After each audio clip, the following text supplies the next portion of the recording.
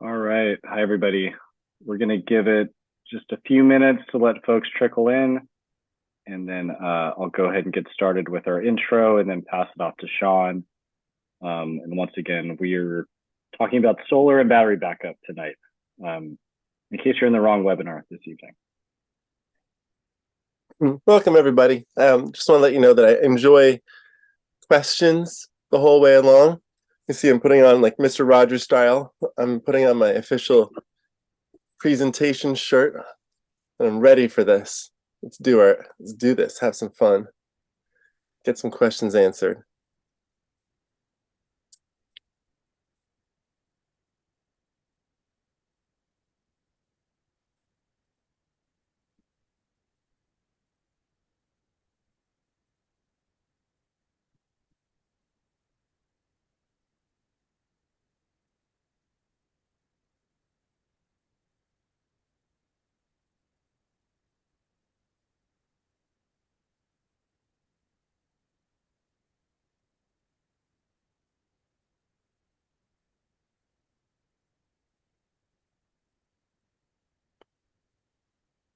All right. We'll give it to about 6:04 because I know we had a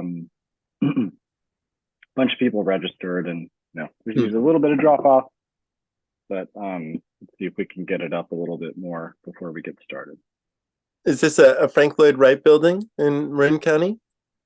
Yeah, so this is the Civic Center in San Rafael, which I believe you've been to, right, Sean? Yeah, I remember presenting there actually many years Yeah. ago for Marin Clean Energy, I think. It was a while ago. But I think I brought like a countertop induction range, and I was like cooking.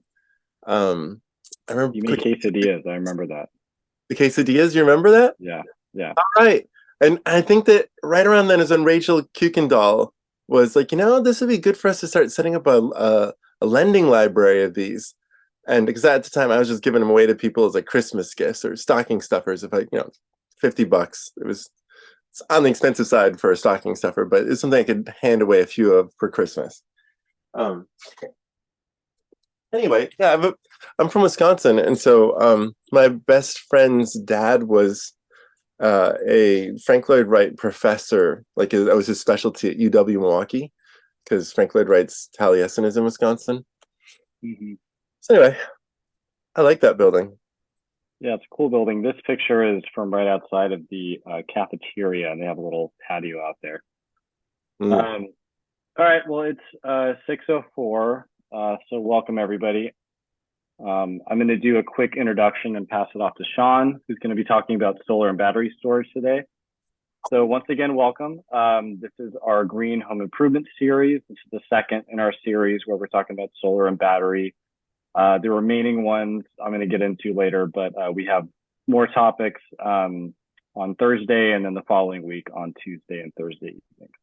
So my name is Callan Damon. I work with the County Marin Community Development Agency Sustainability Team. And I'm joined tonight by Julie Chu, who's media tech on our team. And Julie, could you please do us the webinar housekeeping? Sure. So for tonight's presentation, it will be about 1 hour. And then after that, we will have time for Q&A.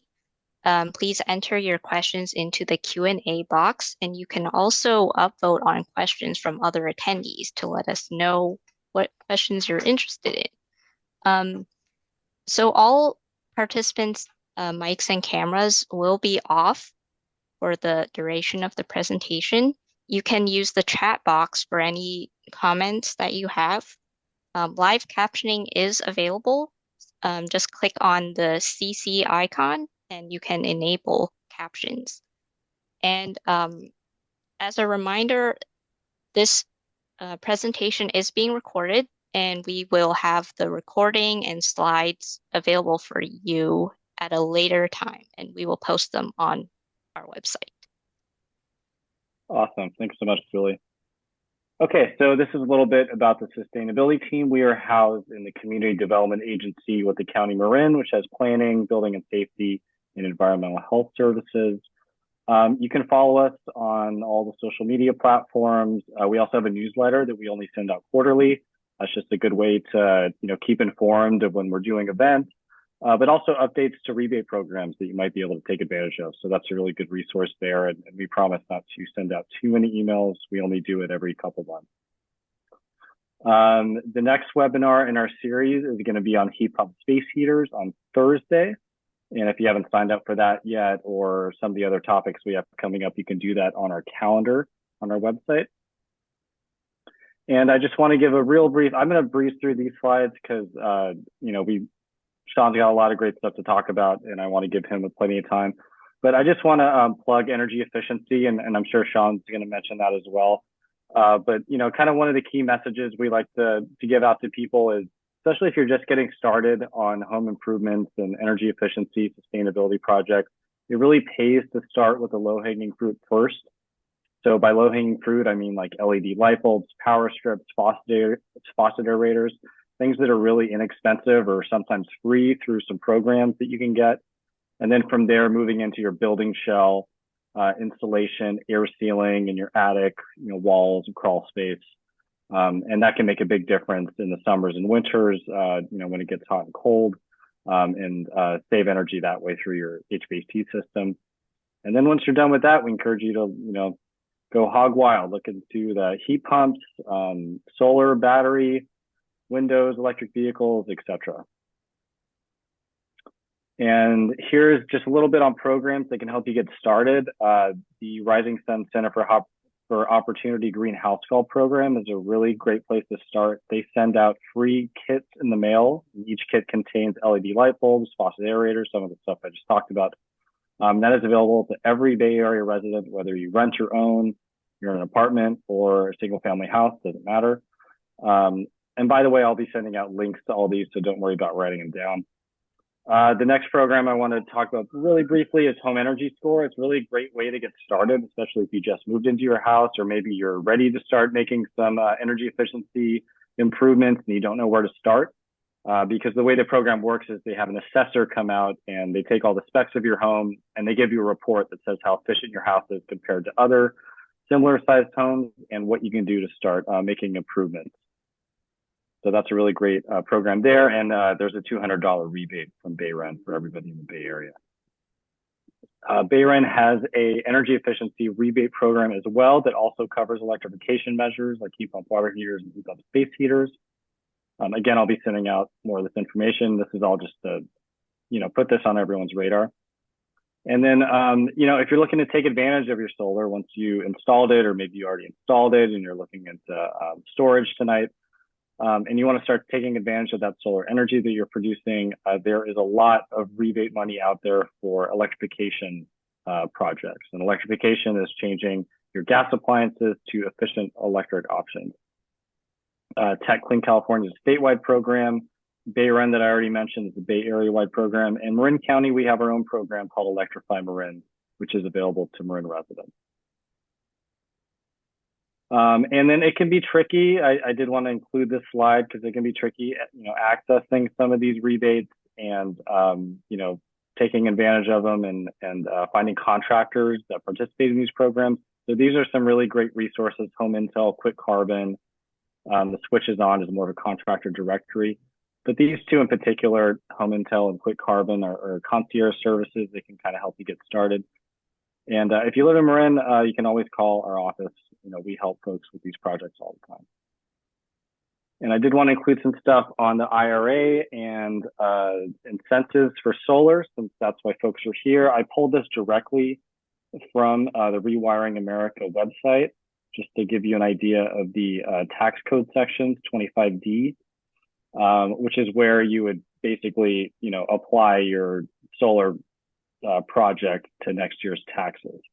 And obviously, I'm not a tax professional or an accountant. We encourage you all to talk to your tax professionals and accountants to make sure that, you can take advantage of this.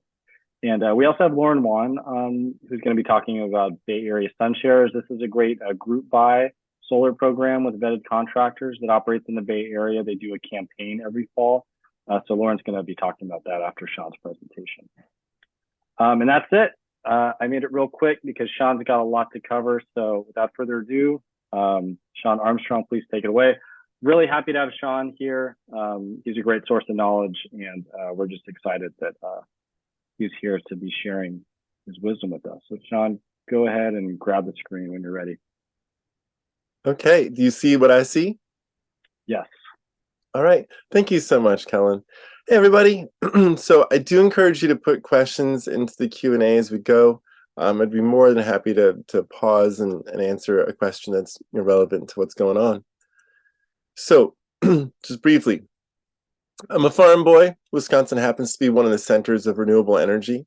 And so I grew up around wind turbines and people who are doing solar projects as sort of a back to the lander kid.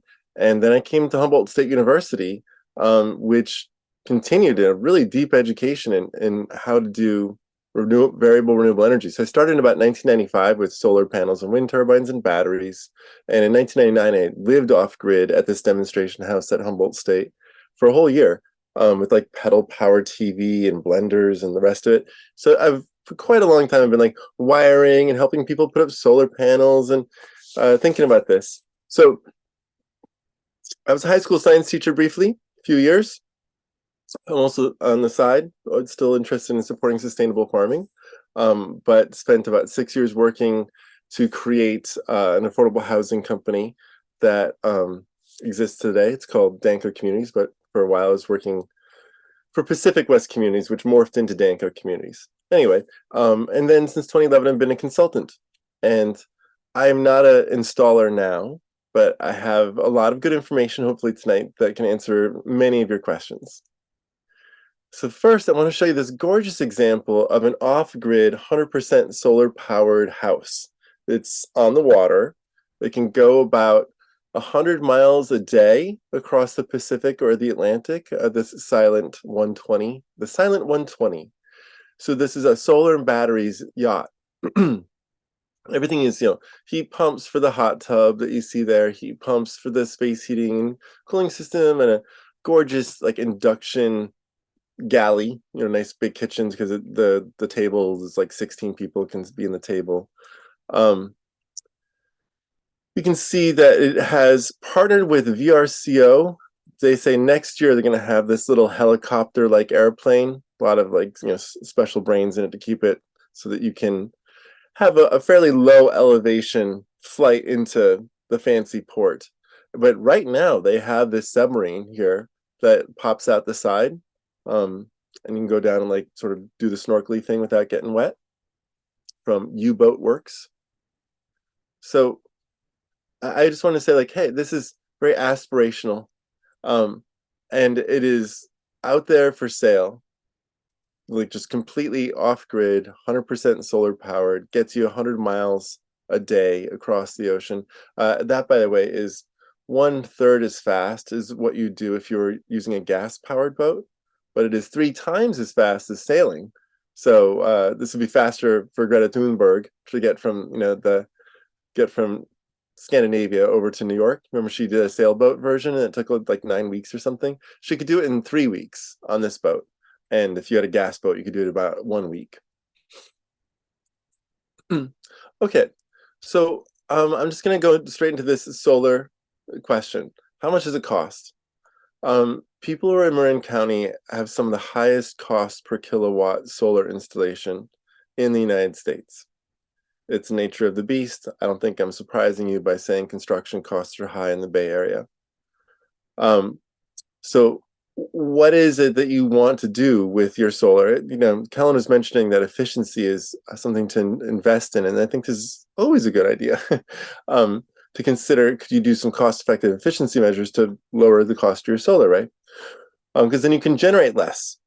Where do you live in the sense of how much shading do you have? North side of the hill. So how much exposure do you have?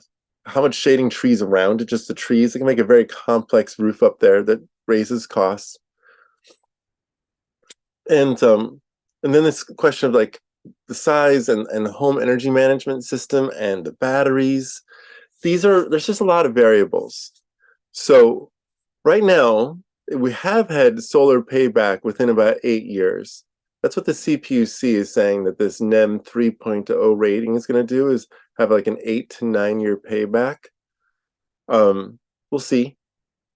But right now I can say it's still a good deal. You put in a solar array and you can, during the hours that you're consuming the energy, and I'll show this later, like you can still have the old rates of whatever they're charging you, you get to have as the discount off your bill if you're producing energy during those hours.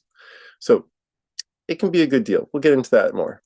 But just want to note how costs have dropped just so dramatically. And this is a residential conversation. So I do large non-residential, and I do see these prices of about $2.20 per watt or $2,200 per kilowatt. That's what apartment complexes are frequently doing all over the country. Bay Area is still more expensive, though. It'll be closer to like $3,500 or even $4,000 in these large non-residential apartments. So you can see residential over here, the light green is the 20th to 80th percentiles, right? So that means there's 20% above and below that are excluded. This is about 60% of the data is in that light green. So, and the dark green line, that's the median, right in the middle spot. So 4,200 a kilowatt is what people are seeing in 2022. But it could be higher. It could be like 5,000 for a house, 5,500, and it could be lower. You could get it down to about 3,500. If you're, and that's the way you do that, by the way, is 3 bids. Go out there and get 3 bids, and you can usually find a low-cost bidder who's still competent. You can pay yourself. You can think to yourself, like, I'm paying myself thousands of dollars per hour to arrange to get a few more bids, so I can choose a low-cost, competent installation. So California prices align with the national average, although California is a state with many different markets within it. And you can see your other states range from $3.10 a watt in New Hampshire, $5.80 a watt in Rhode Island. So there's difference. We're right here. A 6 kilowatt system, which is a house's needs plus 1 car's worth of driving, roughly, like a modest house, maybe 1,200, 1,500 square foot. So that's a 6 kilowatt system if you're including the car, and that's on average, and people have highly variable behavior. Okay, so this is prices above are for the standalone PV, but Berkeley Lab notes that batteries average $900 a kilowatt hour. Now that's brand new because it has been $1,300 a kilowatt hour like a couple of years ago. We're seeing this price drop. I've seen on bigger batteries, like for an apartment complex, $400 a kilowatt hour for a 2,000 kilowatt hour battery. Apartment complex size one, but nonetheless, like, wow, prices continue to drop. And you can see over here the module price, inverter price, and the balance of systems. So if you then look at this graph of underlying trends and component costs, the bold line on top, that's the residential balance of system and soft costs. That's people's design, that's various things. That price has been dropping, but it is still the most significant part of the cost. And then you can see how the solar, which is the module price, that's the dotted dark line, how the solar prices have dropped so dramatically. And inverter prices have dropped as well, although they never started that high. And one of the things you can note here is that it's the price of the materials nowadays for solar. The materials are in the range of $1.50 a watt, or you could say $1,500 a kilowatt. But it's the same thing. There's 1,000 watts in a kilowatt. So if we just use these metrics here of $1.50, that's the materials that the people are actually buying. And then the rest of it is that balance of system. It's their labor, it's their profit, it's their cost for being in the Bay Area. But that is the most significant part of it, which is why getting multiple bids to try to find someone whose balance of system costs are low, since most people are sourcing from similar equipment. that is how you get prices lower. I'm going to show you some panels here.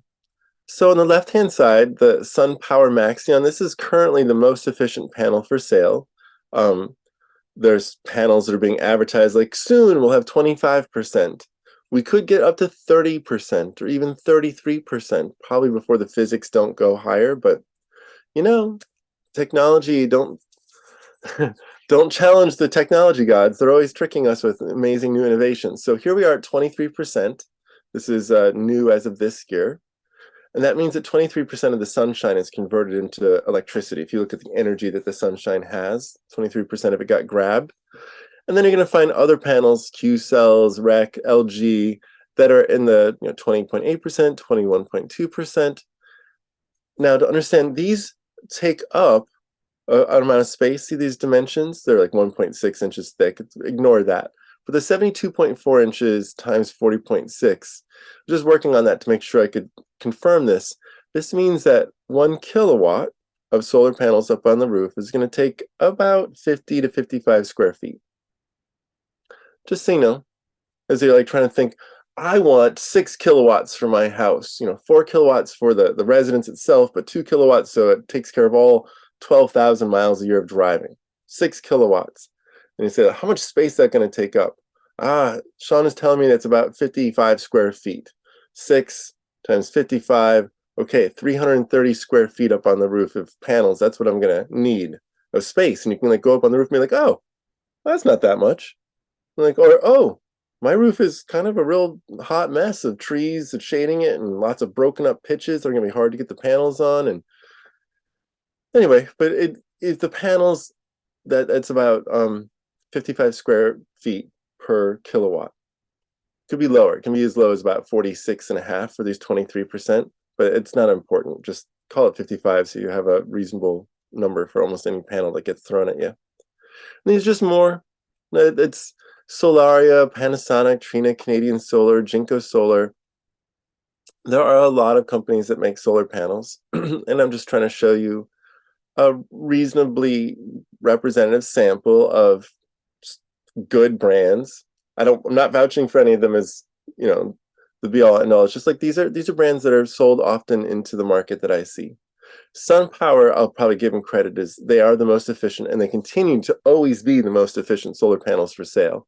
They are just been the market leaders forever in the highest efficiency, so they claim that crown. And SunPower is a great brand. If you're out there getting their stuff, they continue to be they're a great brand. And to be clear, nobody gives me kickbacks and nobody pays me to say anything. I'm just telling you what my opinion is, because I've been around since 1995 helping out with solar installations.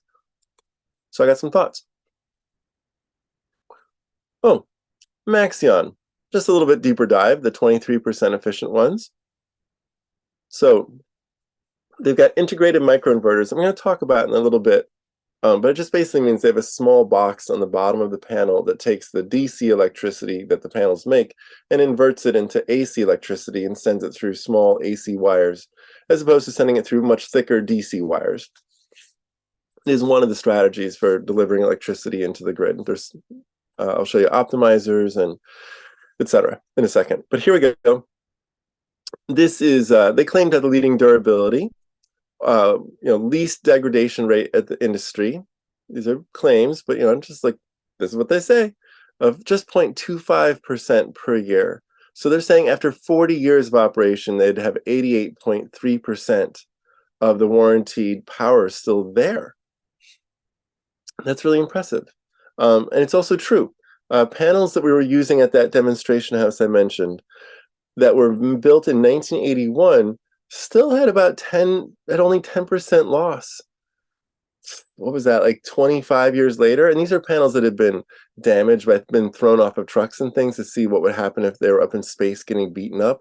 So the Jet Propulsion Laboratory had donated these really expensive solar panels all the way back in 1981, and the panels are still doing great. They changed color to kind of yellowed out, but they're still doing their thing. And they're making a point like, oh yeah, we've shipped a lot, we're a big deal company. And they are. 40-year warranty though. That is a really impressive commitment to make, to say that 88.3%. That means that large utilities can deploy these highly efficient solar panels and be able to make rate cases that this is a good idea, and so can you. 40 years, you can give these to your grandchildren. They're still going to be doing a terrific job. Okay, so here we have technology continues to advance. Here are the ones that are claiming to go up to 25 to 26%. Woo-hoo! And they're saying heterojunction solar panels, they perform better under higher temperatures. And the world is getting hotter. So it's just like a new way of sitting them together, and you can see this graph of what they're saying is their extra energy production. And industry experts expect we'll see other technologies by 2025 that can reach efficiencies of 30%. And I agree that could happen. People have been promising 30% for a while to me, though. So I'm a little bit jaded / judicious. I think that generally what we see is about a 1.5% increase in maximum efficiency per year. So I don't think that we get there in 2025, like 30% from where we are now at 23%. I think we get to 26% or 27%. Oh, we'll see. It's still incredibly efficient. 20-some years ago, 14% and 12% efficient panels were efficient, high production panels. They've really grown. Okay, so I wanted to give you some sort of general ways you can look at this, some assumptions. And David Barry, you had a question of, did that $4.28 include the battery? No, did not. Alice Rich, you ask, what do they consider to be high temperature? Above 95 degrees Fahrenheit. Generally, once things get above there, it can get pretty hot up on a roof, particularly where it can get 20 degrees hotter, 30 degrees hotter right above the asphalt. And so when temperatures start going into like 110 degrees, at what you're experiencing up on the roof, it can be like 130, 140, and that can really challenge solar panels. They lose efficiency like 10, 15%. It's rough on them. And then Michael Dubois, you say, how long do the current generation of solar panels and batteries last? So the solar panels, they can go in minimum 20-year warranty, 25-year warranty. You can get 30-year warranties, and you saw the 40-year there. Batteries, warranties are usually 10 years. I'm able on large batteries for apartment complexes to get 20-year warranties on batteries. And you say, and then what happens to them after their usefulness? Recyclability? You bet. Upcycling also, people will repurpose the batteries, take them apart, because after their usefulness, some people define that as having lost 20% of their capacity to hold energy, but still maintaining 80%. And so people will not just recycle, but upcycle. They'll take them apart, test every cell, put them in matching cells into new batteries that just take 20% more volume of space to do all the work. So Rejoule just got a big $20 million DOE grant. Another company I don't recall, the same thing, because they're taking Nissan Leaf batteries and they're not recycling them, they're reusing them because they're valuable even with a somewhat degraded state. Gordon Schaefer. And there are recycling companies also out there. The Inflation Reduction Act has been funding a lot of work around battery recycling, but battery reuse is also growing. Gordon Schaefer, how much does the output drop with the air temperature increase? I've seen like 10% plus on really hot days. And David Barry, you comment that Enphase battery has a 15-year warranty. Thank you very much. Just so. Okay. So just telling you what's coming up in the future. Can't buy these yet. Okay, now, if you're a house, now I need to first tell people that I study populations of apartments at a granular, like second by second level for appliance by appliance and whole house. And these are standardized apartments with people with the same income and household sizes in the same apartment size. And I've studied about 500 apartments for about 7 years. So I have crazy amounts of data. And what I've seen is that a seemingly identical household in an identical apartment with the same income will use 10 times as much energy between the lowest and the highest neighbors in a day, 10 times difference. And over a year, those two extremes will be at a fourfold difference, where like the low person is using 1/4 as much energy as that higher person. So it's not tenfold, but it does sort of work out a fair amount. So when I say this is average, I'm not saying it's you, because sometimes I meet people who are very frugal, and sometimes I've met people who are not, and that's just everyone's where they're at. Sometimes it means because you've got a bunch of kids, or who knows, whatever. So I'm just saying this is an average for a house that's 1,200 square feet. So I'm talking about a relatively small volume. I'm also talking about less places to plug in toys, because the bigger the house, the more toy space that can get plugged in. That can have a disproportionate impact on plug loads, disproportionate to the square footage. So a 1,200 square foot house plus getting to drive, well, just the house is 4 kilowatts. That car, that's 2 kilowatts. 2 kilowatts of solar on the roof gets that car about 12,000 miles a year, which is about the average amount of driving that people do per car.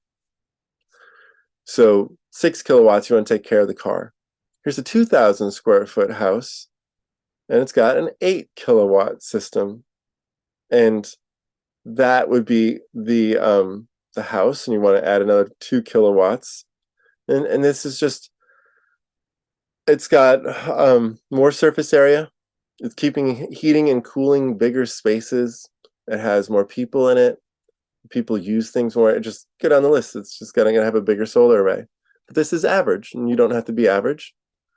And you see down there the average power, the average EV for 12,000 miles, add an additional 2 kilowatts, about 100, 110 square feet. Now, I'm going to talk about different kinds of inverters. I've talked about different kinds of panels, right? And I just sort of gave you a quick and dirty, so you can be thinking a little bit like, what do I need? Okay, now I'm going to go into inverters.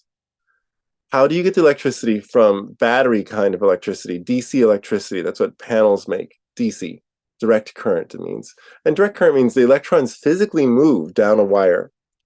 AC, what it means is the electrons don't move down the wire. Energy moves through them like a wave.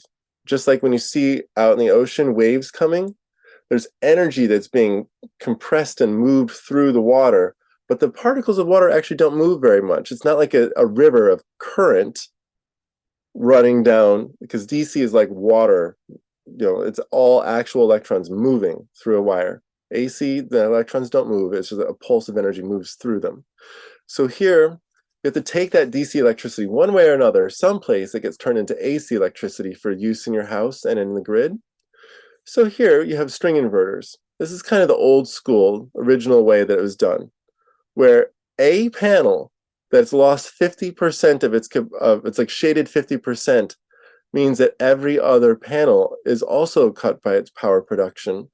It's just, you can think of it as you have 12 horses that are all hooked up to a carriage, but they can, all 12 of them, only run as fast as the slowest horse. And that's how DC electricity, where multiple panels are sharing one wire, that's how it works. Now, it's cheap, but it has issues if you have shading. If you don't have any shading, well, maybe it's a good cost-effective solution, because you send all that energy down to one big inverter. There's also these bigger inverters. They have frequently shorter warranties, just so you know. 10 to 12 years is not a great warranty. Power optimizers. So this is where you're going to have, every panel has a box on it, and that box is optimizing the amperage and the voltage that leaves this panel into the shared wire, so that it is not the slowest horse. And in fact, it modifies it so it is running just as fast as the other wires, other panels that are not shaded. So a 50% shaded panel will get optimized. So even though it's 50% shaded, only lose 35% of its power. So 65% still going into the wire, and the other panels still get to produce 100%. All right, thumbs up. So you get every panel produces the maximum power that it can, regardless of other panels' performance. It's got some more maintenance costs. These things don't last forever. And once again, central inverters, big central inverters that this electricity is going to, usually have shorter warranties. Now, then there's microinverters. They have long warranties, like 20-year warranties. That's kind of fun. Each panel now has a small inverter that takes the DC electricity and then makes it AC. You're looking here at the 50% shading.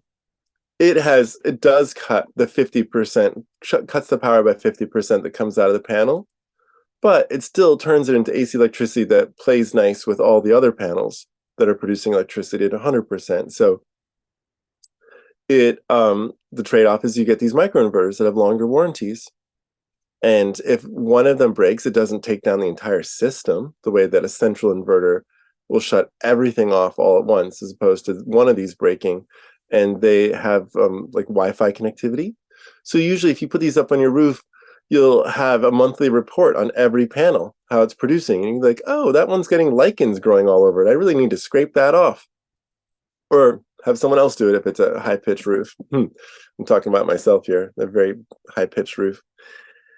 So a disadvantage is there's more wiring, fair, and there's some higher maintenance costs compared to string inverters, although they do last longer. But each one of them has a breakage point. So basically, they are not usually significantly different in cost. I find with contractors who use optimizers paired with a central string inverter, they cost about the same as microinverters on the back of panels.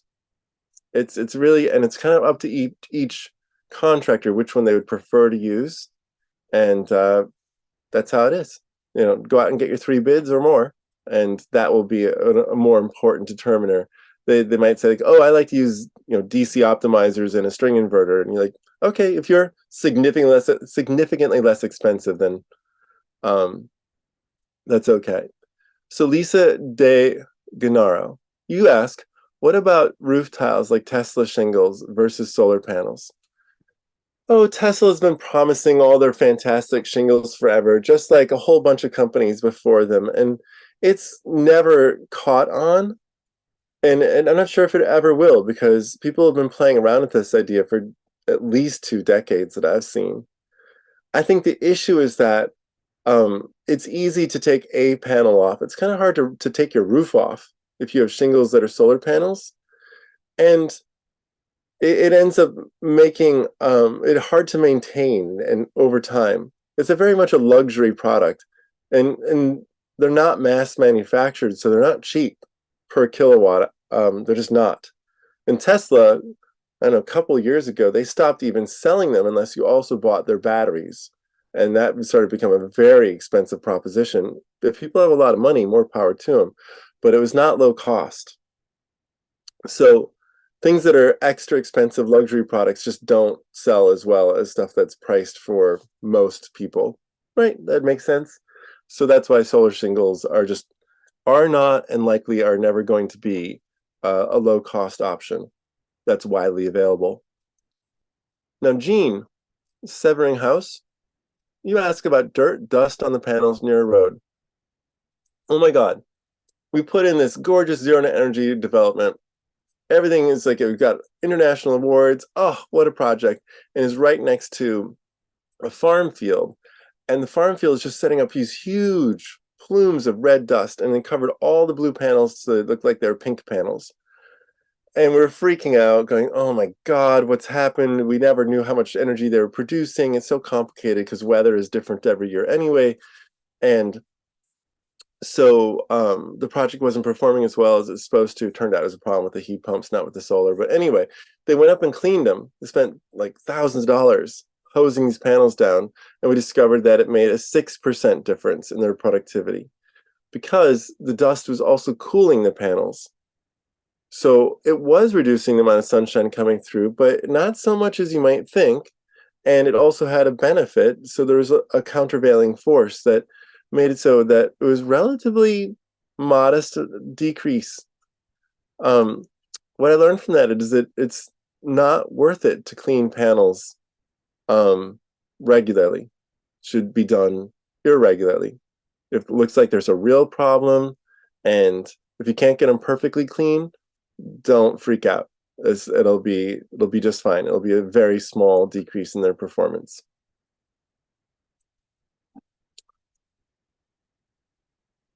Okay.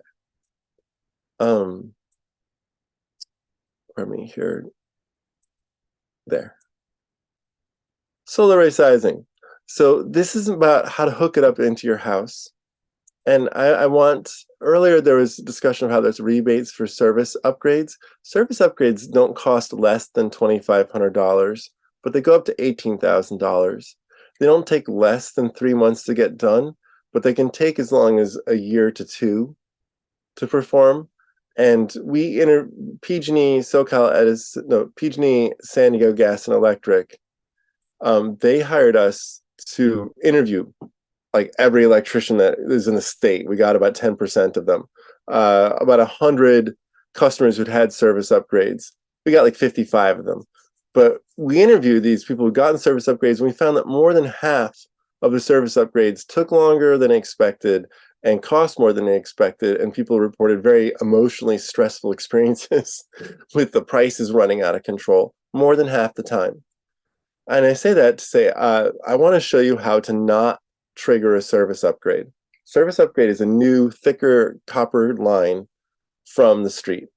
It's thicker because you can run more electricity through it without it overheating and catching on fire. It's all about fire safety. That's the thickness of the wires for safety.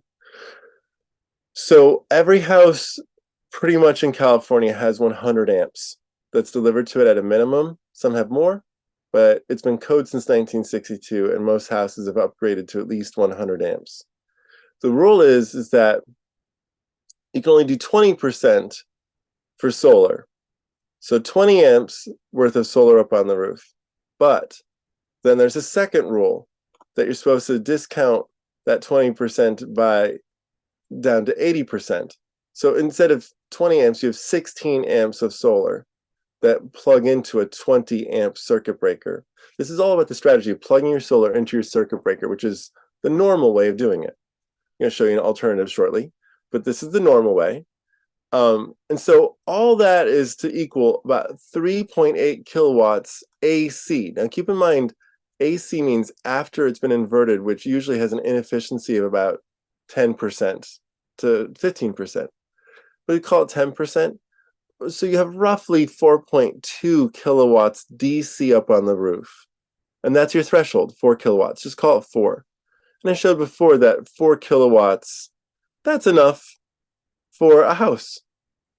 A modest-sized house or like a larger house of people being frugal. That's enough. So you can get enough if you just the 4 kilowatts for your house. Done. And you didn't trigger a service upgrade. However, many inverters can allow for clipping, where you put not 4.2 kilowatts DC, but like 5. And it just won't put the excess energy in. It'll clip it. It'll say, okay, this is my threshold, 3.8 kilowatts AC. And this extra, I'm just going to send it into the dirt. I'll put it to ground, and it won't show up on the grid. It'll just be gone. Cool.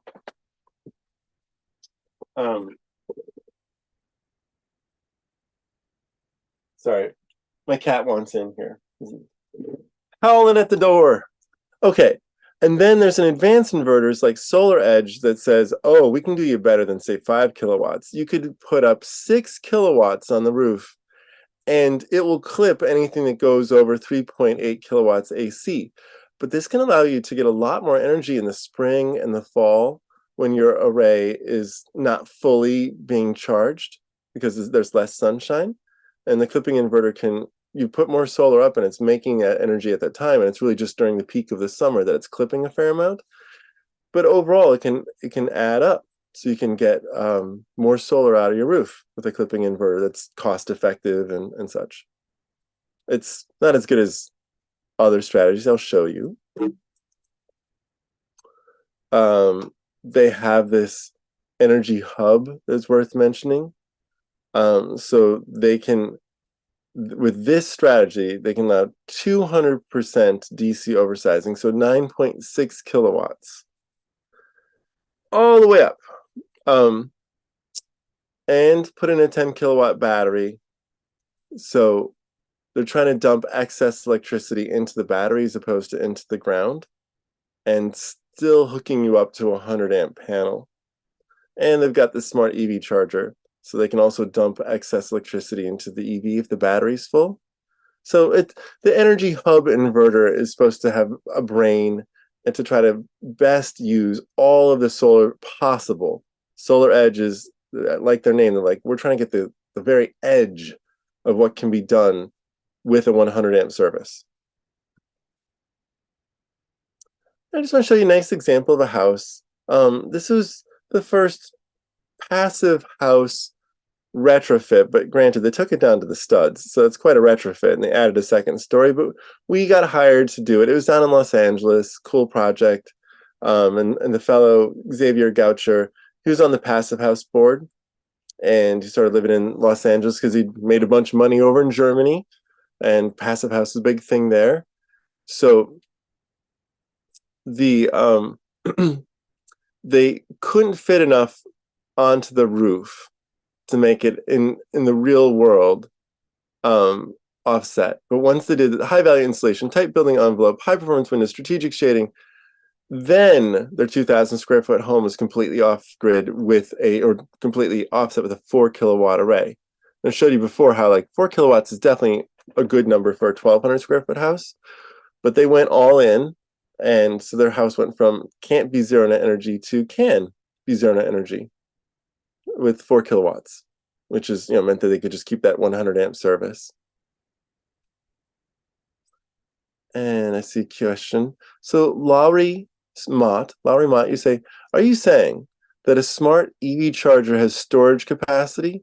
What brand? And I'm saying Solar Edge is selling a battery. So this smart EV charger, they also, you can see here, they have a battery pack in this little symbol thing. And then they also have an EV charger. And so this energy hub can be like, okay, I'm going to send energy to the battery. Oh, but someone's plugged in their car. I'm going to send energy over to the car. I'm just going to make sure that I'm always dumping this energy into loads in the house or the car or battery, and then I'll discharge it to the grid. But I'm going to try to manage it almost all on site if I can. That's its job. And Solar Edge, good brand.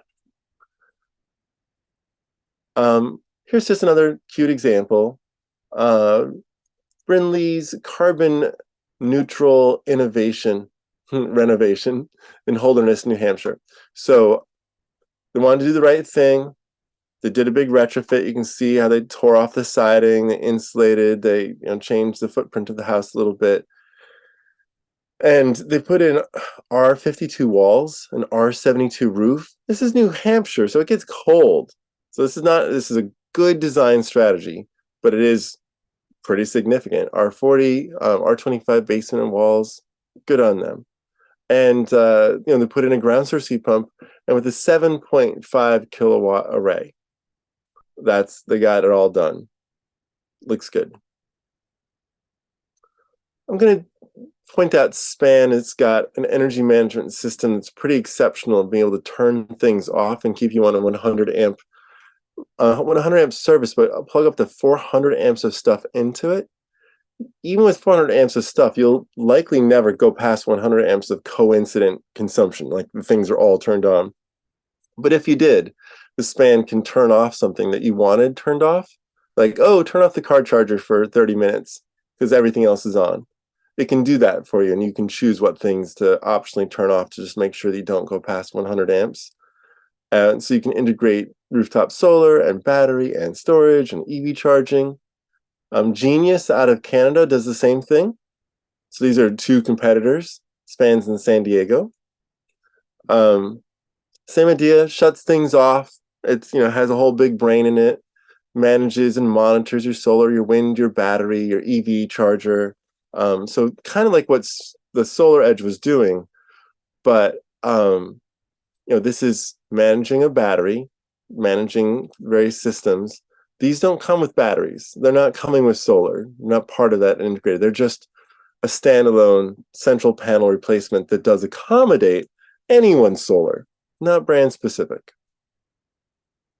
Now let's say you didn't want to replace your whole panel. You could replace some of the circuit breakers and essentially plug in a sub panel that you could plug more things into. And this circuit breaker then, say it was a 30 amp breaker or a 40 amp breaker, it goes to this sub panel, which maybe is a 120 amps worth of stuff can plug into it, and it'll just do that balancing job.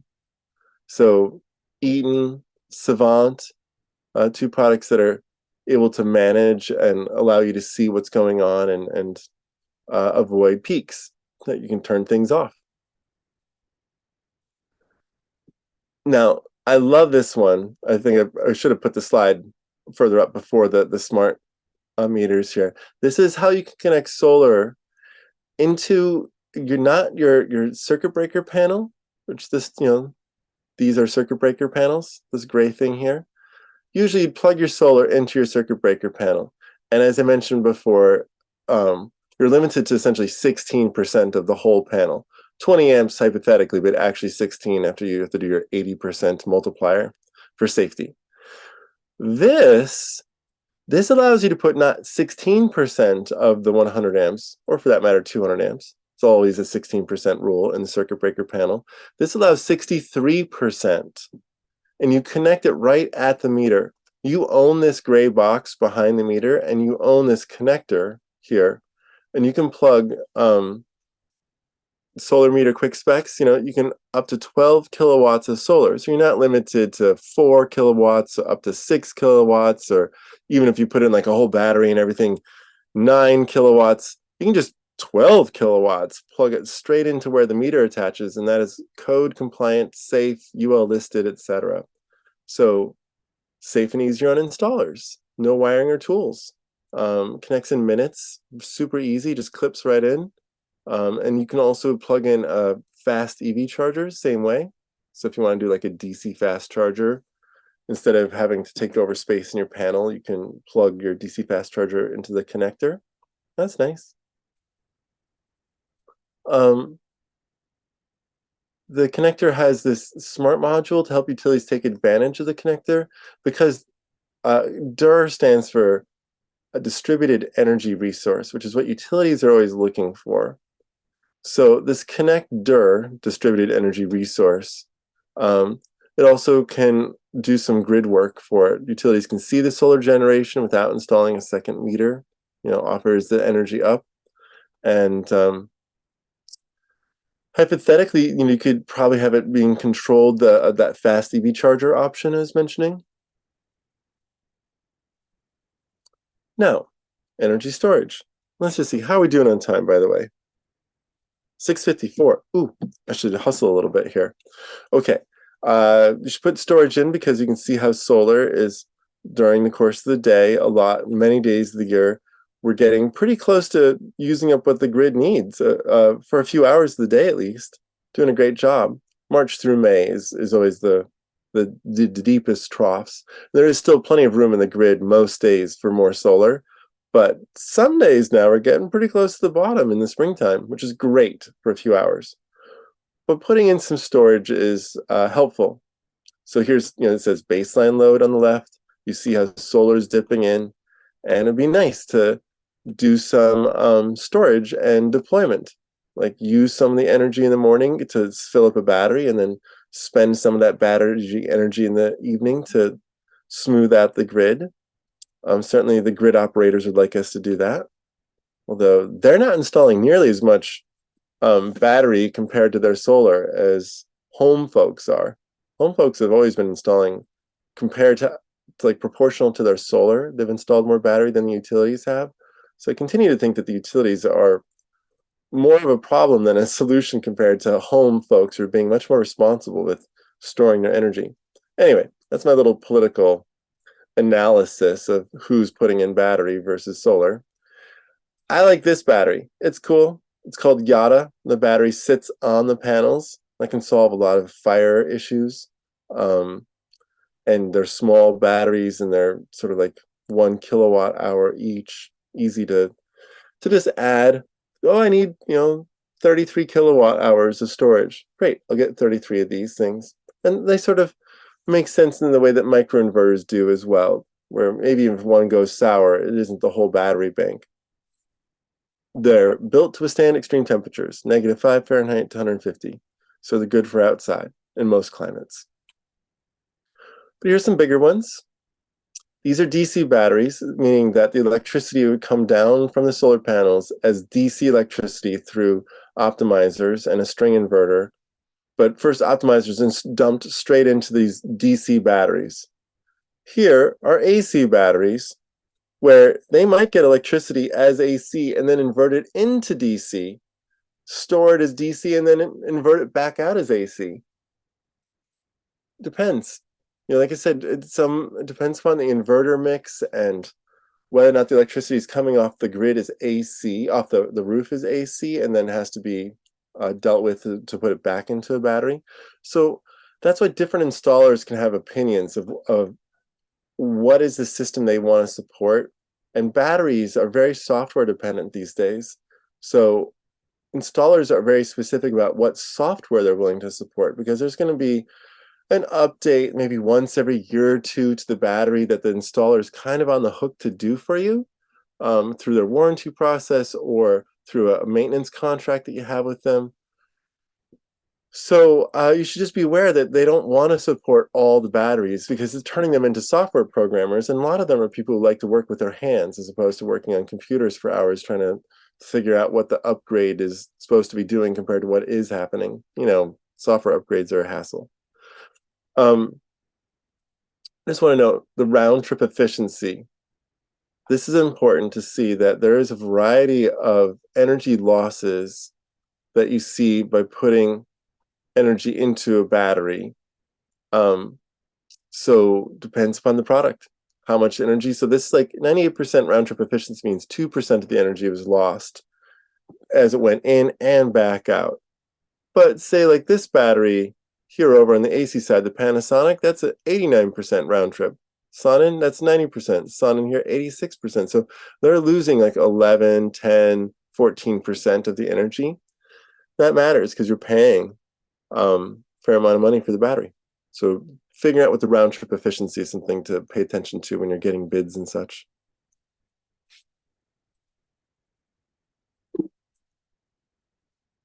I'm trying to get my slide forward, but it's frozen. Oh, there we go. It woke up. There we go. And if you have a home battery for resiliency, you can, Tesla has a power plant program. So they're virtual power plants, and you can sell electricity into the grid in a coordinated way. Tesla will coordinate it.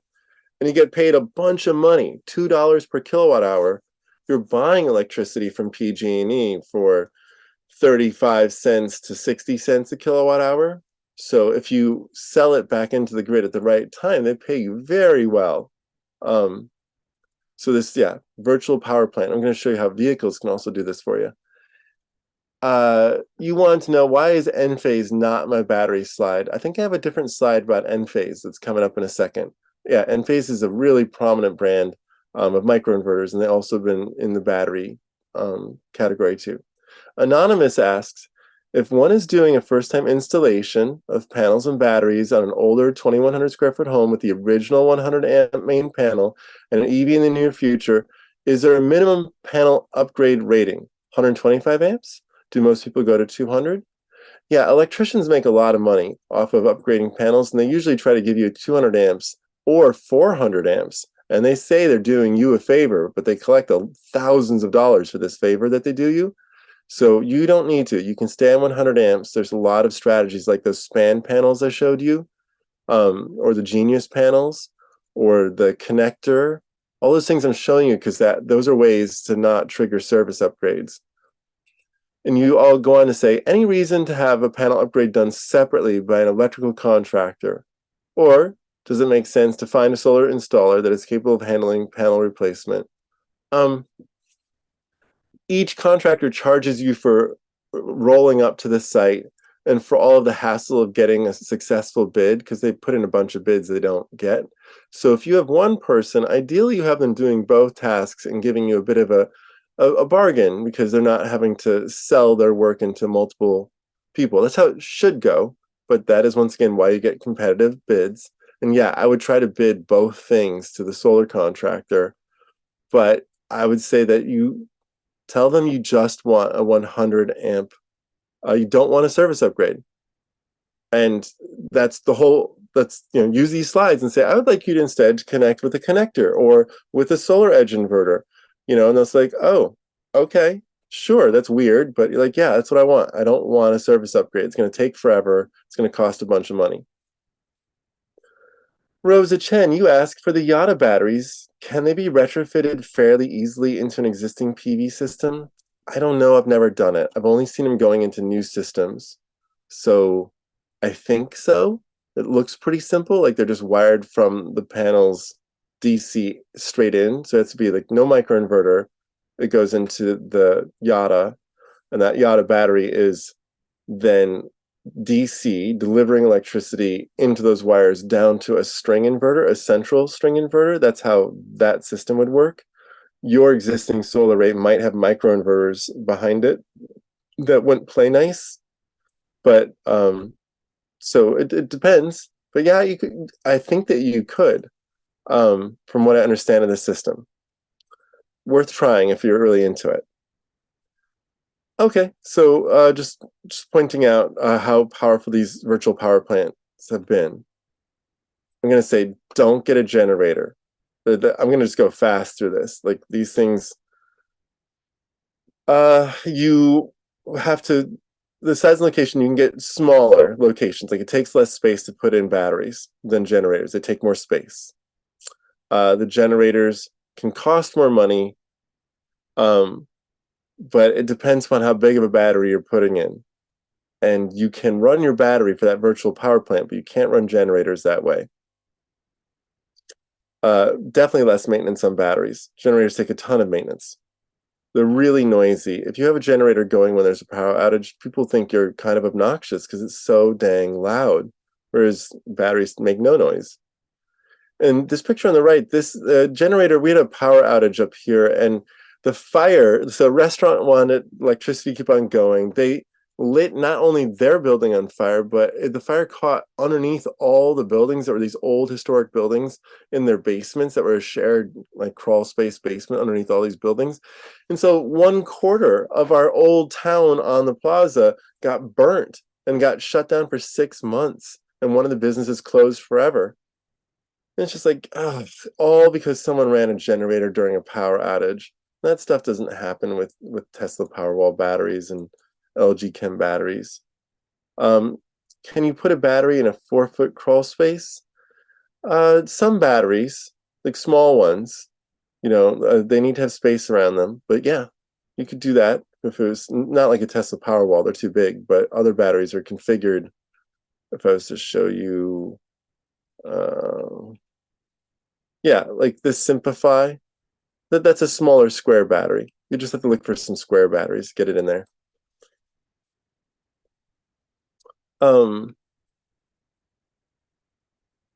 Great to have a battery. Sometimes there's just such significant issues with power outages, like even gas stations won't be able to pump gas because they don't have electricity for the pumps. That's a real problem. So being able to run your car off a battery, having your battery be the car be the battery, I'll show that in a sec. So here's your SunPower. There's their SunVault, Panasonic's EnerVolt. This is a neat option to have a fold-out solar array, a small battery. This is a 1500 watt hour, like 1.5 kilowatt hour. And then this, you can see electric blanket, portable fridge, phone and laptop, LED lighting, just a roaster, 12 volts, personal evaporative cooler. And all of that would fit and have you essentially indefinitely powered. We did a big study in this. Like you could plug these things in and be using them, and this would be enough. You could survive. You'd have food and heat and air conditioning and communications and cooking and lighting. So you just don't need generators.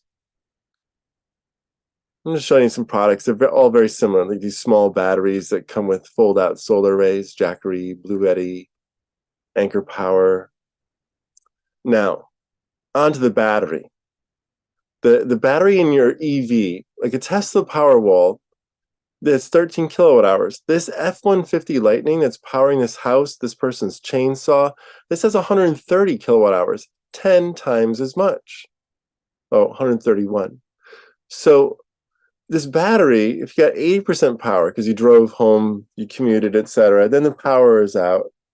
You can definitely keep the whole house going at least 2 days if it's an all-electric home. But people use per day somewhere between 5 kilowatt hours and 40 kilowatt hours. So it really depends how much you're using. Are you a 15 kilowatt hour person? Well, it's not 2 days, and it's more like 7 days. You can turn some things off, turn off some of the optional toys and things like that. Maybe unplug the wine cooler, and keep going for longer. Nissan Leaf, since 2014, their warranty has approved their car being used as a battery for a house. Fermata is the only one right now that's approved to partner with Nissan Leaf. But yeah, Nissan's like, this does not affect your warranty. You can do it multiple times a day. Take electricity out of the car battery, stick it into your house, stick it into the grid. More power to you. Chevrolet, they're putting that whole home resiliency into their Silverado that's coming out. They're partnered up with SunPower and with a bidirectional charger. And I just want to note, really, all of them are doing this. This is all the original equipment manufacturers, the OEMs. They've all committed to bidirectional charging by 2026. When this apartment complex, Meridian, I made this slide for a presentation I did yesterday. Sorry, so it says Meridian, but it's a Petaluma-based apartment complex that we're trying to take off-grid, in part using people's batteries in their cars. So we don't have to buy so much stationary battery and pay people for their energy. Pay well for it, maybe $2 a kilowatt hour. So Ford, BMW, Honda, General Motors, Kia, Rivian, Mitsubishi, Nissan, Volvo, everyone essentially except Tesla is doing this by 2026. And it's usually just a over-the-air, like this Rivian to add car-to-car and vehicle-to-home charging capability and over-the-air update. The equipment can do it. It's just software-based now. PG&E is piloting it out. That's your utility. They're very active in this. They're working with Ford. They're working with Nissan. They are hot to trot to take the success of the Tesla virtual power plants and turn it into cars, which, like I mentioned before, is easily 6 times and up to 10 times as much energy as a Tesla Powerwall. Nuvve is a leader in this. Here's Enphase, and best known for their microinverters, Enphase is also getting into home energy management and bidirectional EV chargers. They say next year they'll have a bidirectional EV charger that hooks up with the rest of their system. Now, to get a sense of how important this is, a home battery, all the home batteries in California, here are the residential batteries as of June 2023 in California. All the batteries rolling around on wheels, that's this up here, this 70 number. And then all of the battery that the utilities have installed are here. And you can see that even when you have 80 miles of reserve range, you still have more than twice as much battery available to the grid. So it's like 80 miles, don't take it out of someone's car because they need to have that for driving if there's an emergency. And that's where we're at now. And the people are buying EVs way faster than the utilities are putting in batteries. There's exponential growth going on with EV purchasing in California. So then this question of well, what is the value? If people were paid $500 a year, 2/3 of them would participate in vehicle to grid. That was the value. And if it goes up to say $1,000 a year, then 90% of people, roughly 89%, would participate. Well, what they're seeing in Utrecht, Netherlands, is that people are running with this. They are participating. They have 1,000 bidirectional chargers throughout the city, and it is rapidly helping them decarbonize their grid as they balance daytime solar and nighttime wind. Gene, Severinghouse, you ask, would you need 13 Yatas to perform the same as a Tesla Powerwall? Yes. And what are their relative costs? Well, the Yatas I saw were about $1,300 a kilowatt hour, and Teslas are closer to $900 now. So it seems like the Yatas are more expensive than a Tesla Powerwall, but it's always one of those opportunities to get a bid and test this out, or multiple bids, and see really could people put them in for less. If you've got a fancy budget, just so you know, there's a lot of wall panels and even glass that makes electricity. You can use some really pretty stuff. As mentioned, the shingles. Now, I don't think that they've actually come out with these ceramic shingles for sale, or these slate shingles. I think they're still selling just the black slate ones, just so you know.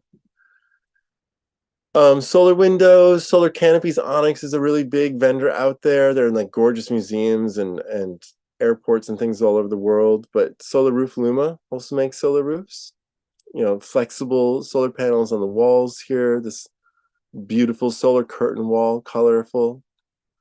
And then people are also putting them on the walls, just straight up panels.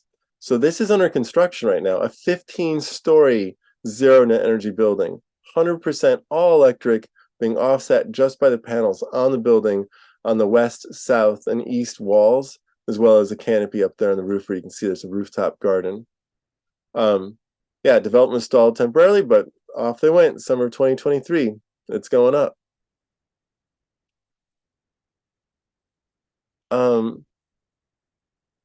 David Barry, you ask, who makes these Yatas? And it's Y-O-T-T-A-S, not Yeta, but Yata, like Y-O. So who makes the Yatas? Yata makes them. They are the company. You've never heard of them? Yeah, I've just seen them on apartment complex bids. I don't know if they're playing much in the home market, but they're it's a very innovative strategy to attach the panels to the bottom, attach batteries to the bottom of the panel. I want you to see that. And if they're for sale, it's one kind of reasonable strategy. It's like a good way of storing them out of the way. And yeah, you're right. Enphase. I don't know enough about Yada. I apologize, David. But yeah, Enphase is a dominant player all over the nation.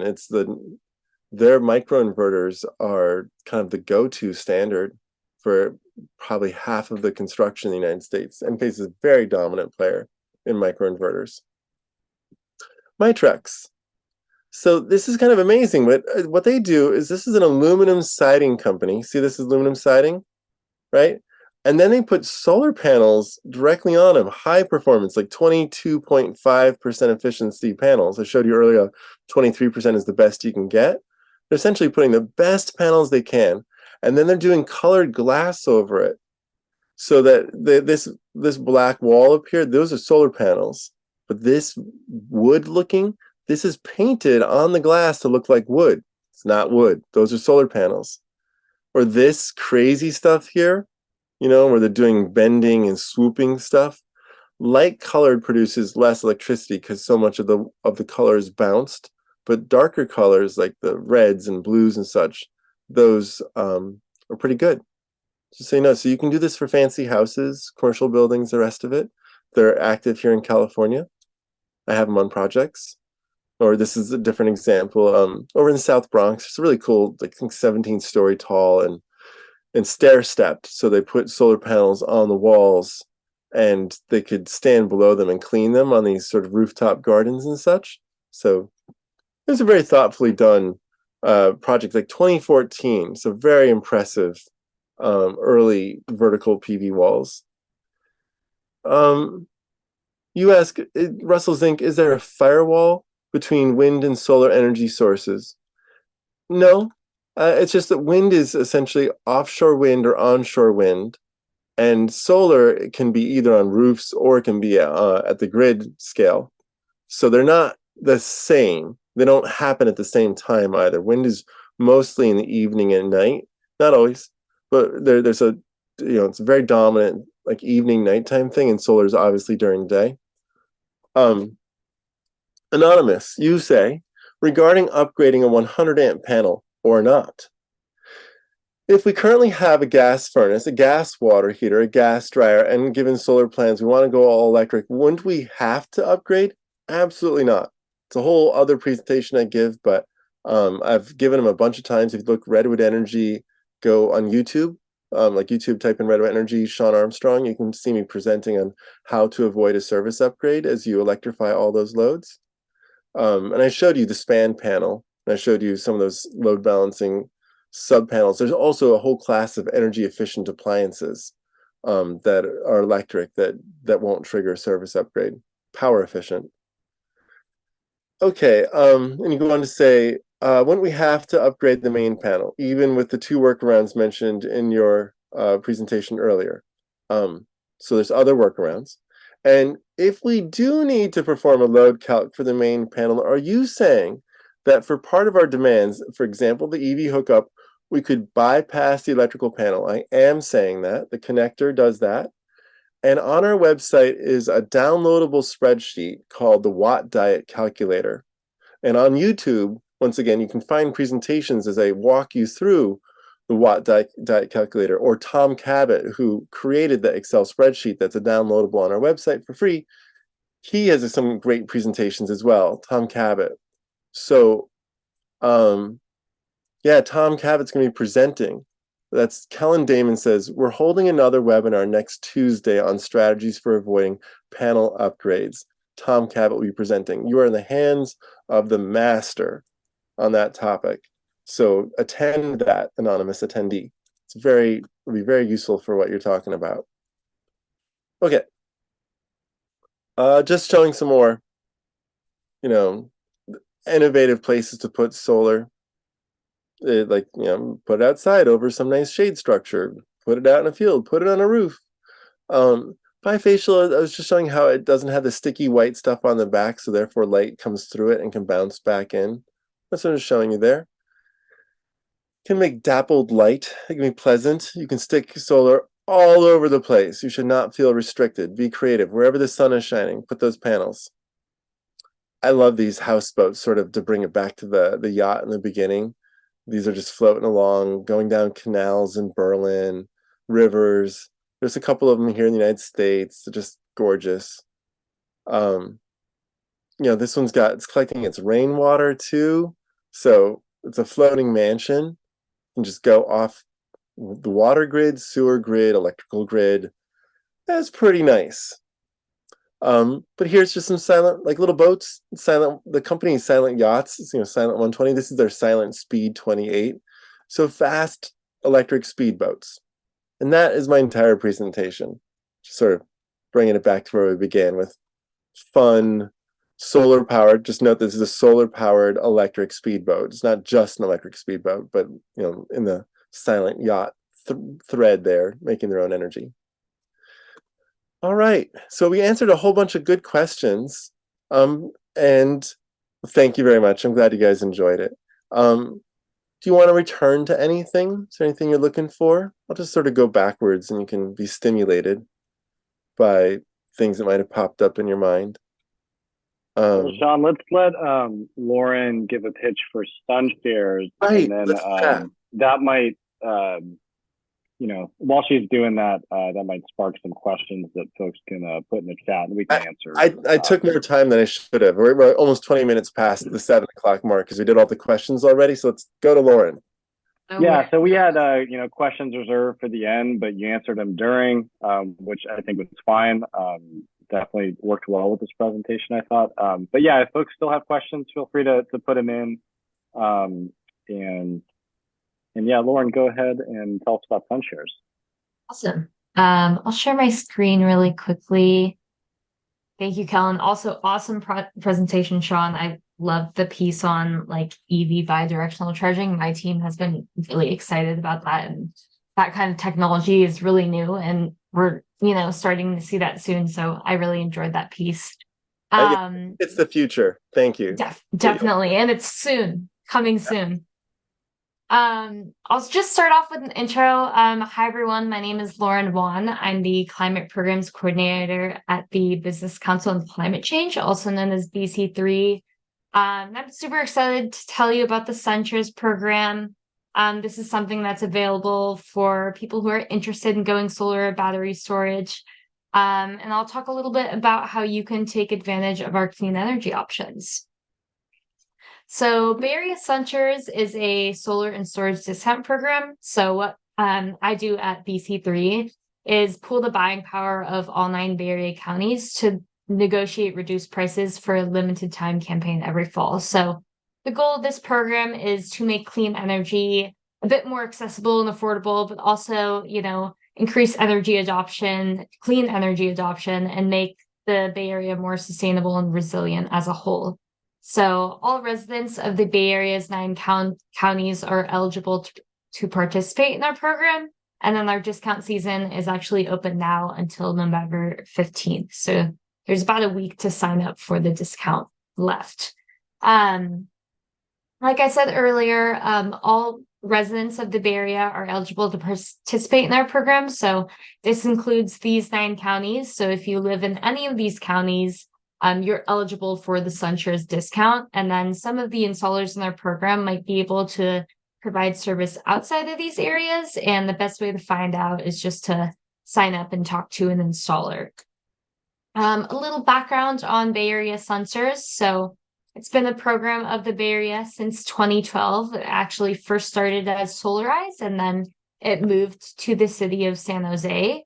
And then now it's with the Business Council on Climate Change. So we've installed over 5.8 megawatts of solar and over 200 plus battery storage units in the Bay Area. So we've helped a lot of people throughout this process, and are always really excited to, continue providing this service across the Bay Area.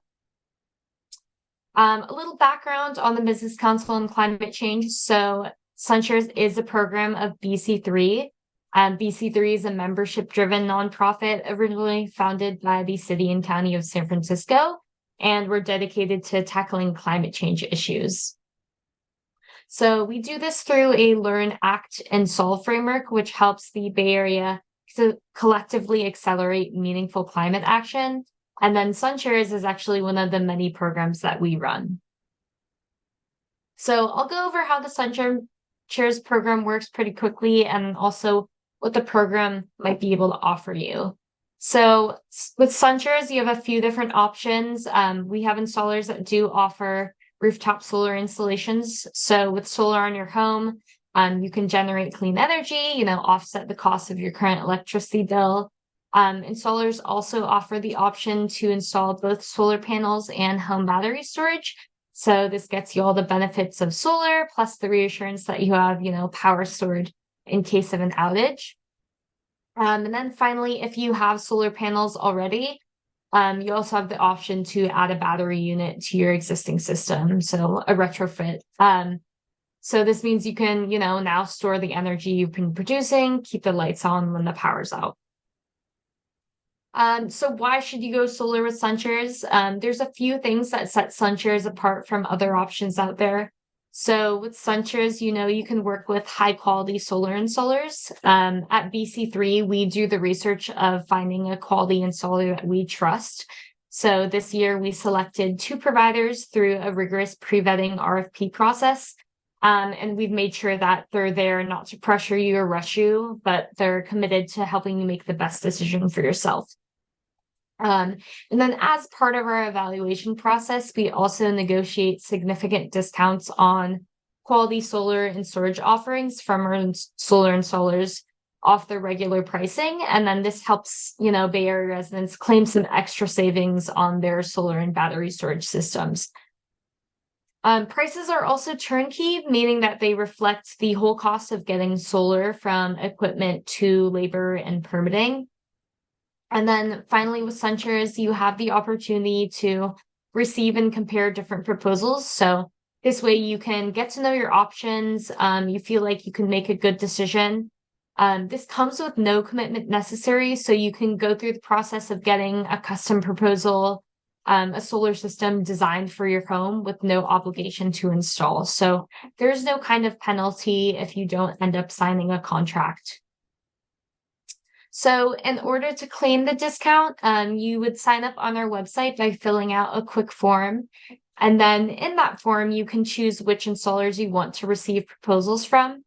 Then the installers will contact you about conducting a home assessment, which can be virtual or it can be a contactless site visit. And then they'll start the process of designing a solar system for your home and creating a customized proposal. So you'll receive a proposal from each installer you selected, and then there is a contract signing deadline. So you have until December 15th to sign your contract and then secure that discount that you saw in your proposal. That is all that I actually have for today. I made it quick, but thank you so much for having me. If you have any questions, you can definitely reach out to the SunShares email that's on this slide. I can also drop it in the chat. And I'll also share the hyperlink for signing up in case you're interested. Okay. Awesome. Thanks so much, Lauren. Yeah, So, thank Sean, you do you for have having time me. for some, yeah, no problem. Do you have time for some rapid fire I do. questions here? I'll run through them real quick. So Tamara, you asked, is there a problem with putting LG Chem battery in full sun facing south? Yes. Batteries degrade as they get hotter, so that you'll lose its storage capacity just for being hot in the sun. And while batteries are mostly not going to catch on fire, that is not the best thing to do. Like, it's basically thermal runaways. The things get too hot and it overwhelms some of the air conditioning features they have. But it gets hot these days, so I would suggest putting it in the shade somehow if it was on the south side to see what you could do. Julie Follett, you ask, does it make sense to pair bidirectional panels with a light-colored roof? Yes. The closer you get to pure white, the better you'll get, up to like 28% additional production. Light roofs are great. You, Larry Hoke, you want to know, does SGIP currently have funding? I am not familiar with whether or not they have funding currently. You're right, the application process is daunting. I've never gone through it. Gordon Schaefer, you say, your Sunny Boy lets we get 12 amps at 120 volts when the grid goes down. Do other companies offer this? If you mean like the Sunny Boy itself, right on it has a plug so you can get at least some electricity out of it. I'm not familiar with that option, so I don't know. I apologize. Lowry Mott, you ask, I'm getting Enphase batteries next year at my house, and will they be EV bidirectional capable, or is that something I have to specify? My understanding is that you will not have to get something special, that the Enphase family of products are supposed to be plug and play, click and fit, so you can stick this bidirectional EV charger into your existing battery and solar system. That's at least how they've represented it in drawings that I've looked at to try to figure out what does this mean. It seems to be being designed to fit in with their microinverters. So they're going to make DC electricity on the solar panels, turn into AC electricity, and then turn it back into DC electricity, it looks like, for a fast charger to go into the cars. Okay. And then have electricity that comes from the car get converted into AC electricity to then go into a separate battery DC. The one thing about the Enphase deal is that it's just got a lot of conversions, but they seem to be working on the efficiency of the conversion, and they're such a dominant player in the market that I'm not going to cast aspersions on their efforts. I think it's likely going to work out. But the product isn't there yet. The bidirectional chargers, it's coming, they say. Awesome. Well, that was a great rapid fire round. I think we're going to be able to get everybody out of here on time. I just want to share one last slide for everybody, just to let everybody know this is part of the series. And on Thursday, we're going to be doing one on heat pump space heaters with Russ King. Again, for those of you who were here for our heat pump water heater one. And then next week we have home electrification planning, which is going to cover a lot of the, what Sean talked about avoiding panel upgrades and all the headaches therein. And we're going to wrap up the series with an electric vehicles 101, which Ride Clean Marin will be sharing information on the current vehicles on the market and also talk about that bi-directional charging and some of the other features that Sean also mentioned. So Sean, once again, thank you so much for being our presenter tonight. And thank you, Lauren, for joining us as well. Thank you, Julie, for the support. And we will get everybody out on time. Hope everybody has a great evening. And we'll see you next time. Thanks very much, everybody. Thank you. Appreciate it.